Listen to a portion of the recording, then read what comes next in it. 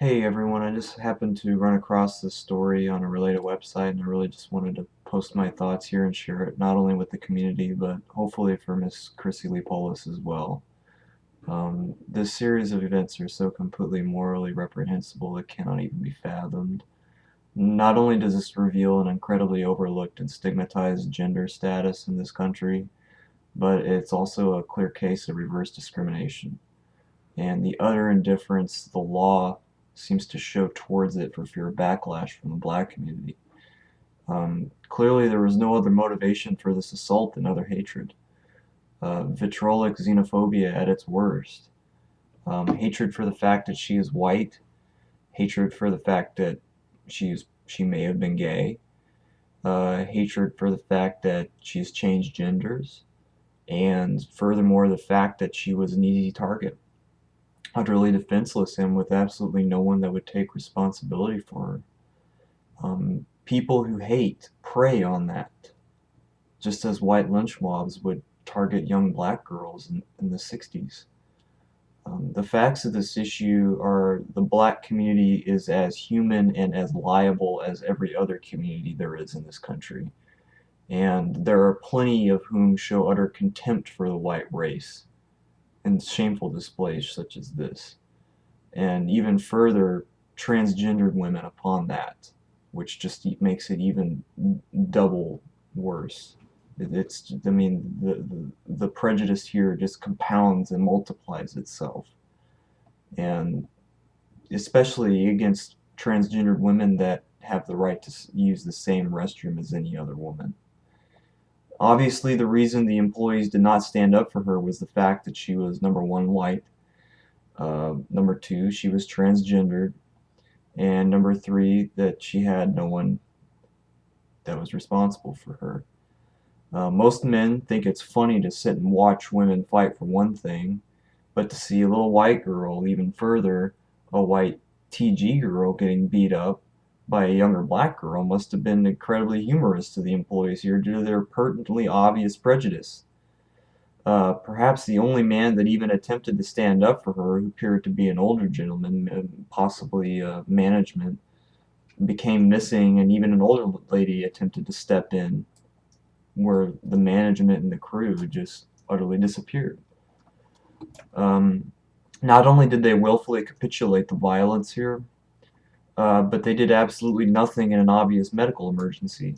Um, I used to work for McDonald's, I mean, at one point a long time ago, and any employee at McDonald's knows that there are signs at various locations inside any restaurant of what to do in the event a person is choking or having a seizure or anything of that nature. And where was management at this point? You know, since no one accepted responsibility for personal conduct, for the law, or for the basic concept of protecting human life, the owners of this restaurant establishment are liable for the lack of responsibility displayed here.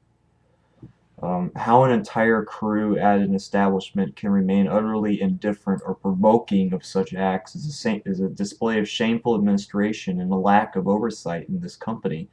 Whoever owns this local chain of McDonald's restaurants obviously clearly doesn't have any oversight over his staff or furthermore for the people running the staff of these places. These kinds of places don't need to be operating in the public if they just will not abide by the law.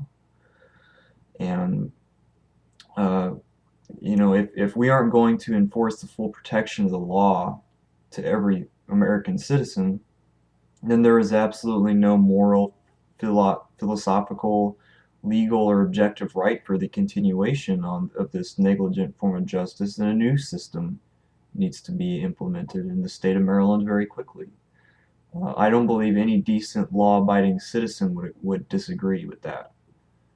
Um, I mean, this also brings out other issues that have been occurring more and more with attorney generals throughout the states across the nation. In my own state of Texas, Attorney General Greg Abbott has repeatedly undermined the image of just and fair law. Law is a joke here in Texas, practically. Um, One particular case that I remember is where a young female police officer was violently assaulted and later shot by her estranged boyfriend, and uh, and was, she then later it was this complete arrogant negligence and misappropriation of resources for the case that it had to be dropped. And the man responsible for this attempted murder has gotten off without a single charge and continues to live to this day without a single shred of lawful reprehension. Food for thought about the sexism towards women, and especially transgendered women, across the nation today. And attorney generals these days have been absolutely just so totally negligent and evasive of the issue, that the idea that we have a system of equality and fair law is ridiculous. And it's there's no words. um, but I mean, when it comes back to it, really, I would stand by the victim of this crime through the coming proceedings, the testimony, and the coming hardships associated with my sincerest support.